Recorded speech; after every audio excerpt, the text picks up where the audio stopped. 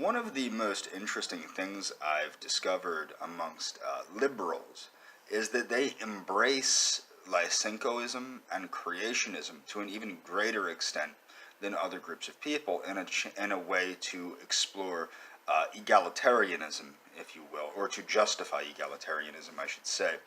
Many people don't understand this, but Lysenkoism and creationism follow similar lines of logic.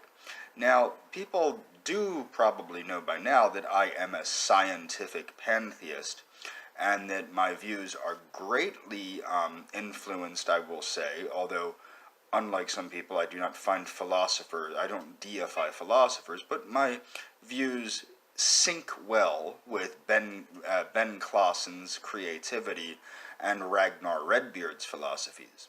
And one of the biggest impediments I see to humanity and impediments to human civilization is the lack of the human's ability to accept the fact that they are an animal and are subject to the laws of nature as they pertain to animals. This wishful thinking or resorting to religious hogwash, such as, well, we're all the same in God's eyes, well, that's clearly not true. No two people are exactly identical. Now, one of the other things is people like to say that behavior is learned.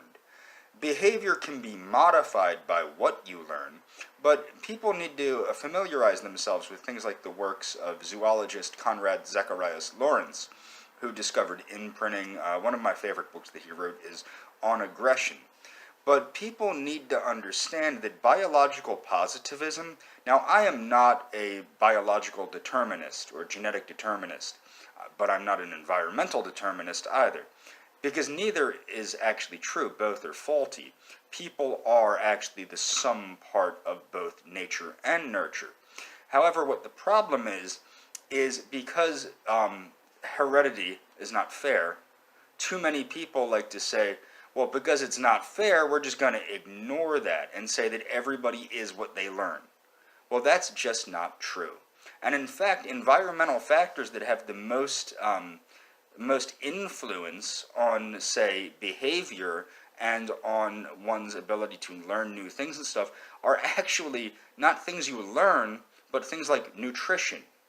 And this is the thing that is the problem, is people need to understand reality is carnal.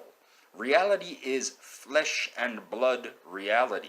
And no matter how much you wish it to be celestial or wish it to be something more than it is not more than it is. Now, this does not mean, because people are going to go, well, you just said you're an atheist. No, I said I'm a scientific pantheist, and I believe the laws of nature are what people have portrayed to be divine laws. I believe God is that force which animates life, which has caused creation to be the way it is. Okay? But that does not mean that I'm going to subscribe to some religious hogwash of creationism or commie bullcrap Lysenkoism.